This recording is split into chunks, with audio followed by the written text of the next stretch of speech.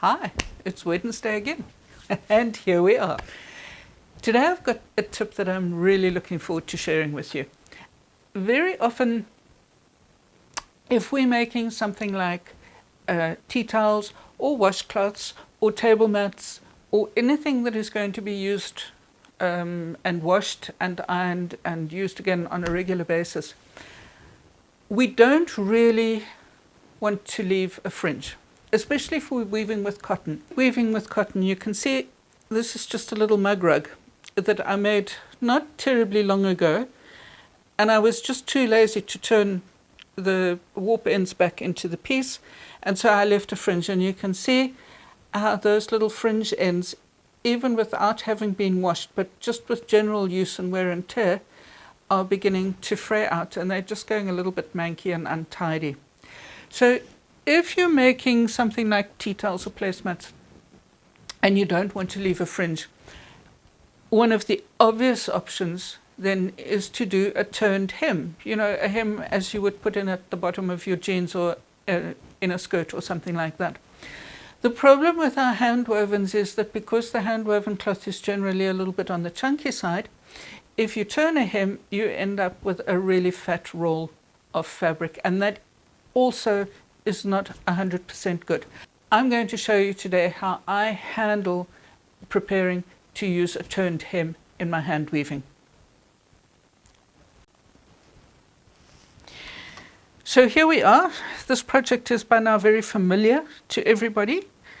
As you know, it's part of my project for my rigid heddle consolidation course that will be coming online in about February next year. But that's beside the point.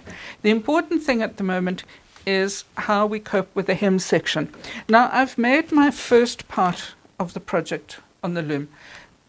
Obviously, if you're weaving something like tea towels or you're making placemats or washcloths or something small like that, you're not going to just put up a warp for a single one. You're going to put up a warp for more than one. In this case, I have a warp for 3 tea towels on here. And this is the end of my first one. And now I'm moving into the hem section that will be for the end of the first cloth and the beginning of the second cloth.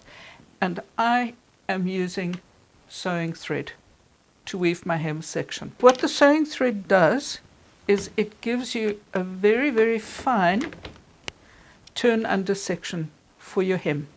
And that, of course, is what we're looking for. Otherwise, we get this great big fat ugly roll. When you're weaving with your sewing thread, you don't want to beat it down terribly hard. Because the sewing thread is so fine and the warp is actually considerably thicker than the sewing thread itself, there would be the tendency, if you beat it too hard, for the sewing thread to totally compact and become pretty much almost weft dominant.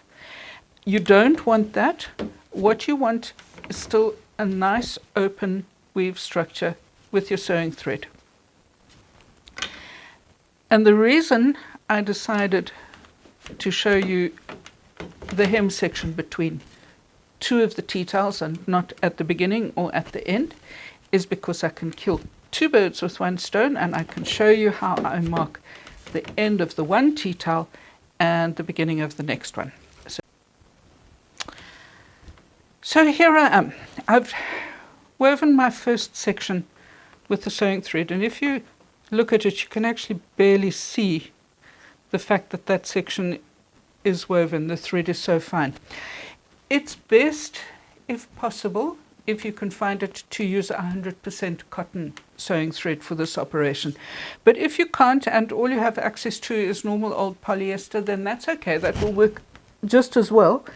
The only thing is that when you wash your piece, when it comes off the loom and you wash your project, you will find that you will probably get shrinkage on the natural cotton in the body of the piece, whereas your sewing thread section won't shrink. It might sort of just splay out a little bit, in which case just miter your corner a little bit when you actually turn the hem and you stitch it.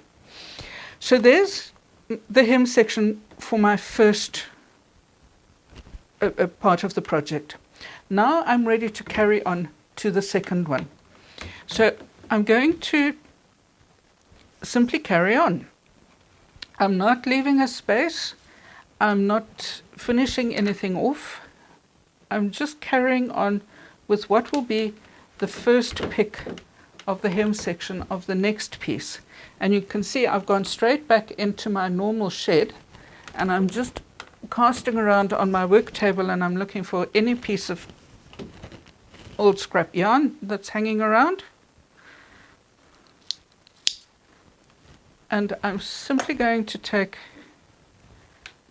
that piece of cotton and I'm going to lie it in the shed on top of that pick that I've just woven. That blue line now serves as a marker for my cutting line. So when the project is off the loom and I'm ready to cut it apart, I'll simply cut straight along the blue line. Immediately I'll put it through the zigzag function on the sewing machine, or I'll put it through the overlocker just to secure it, and then I'm ready to turn under my hem. So this is a great tip, and I hope it helps, and I hope that you will use it, because it really does make an enormous difference to the quality of our hems on our handwovens.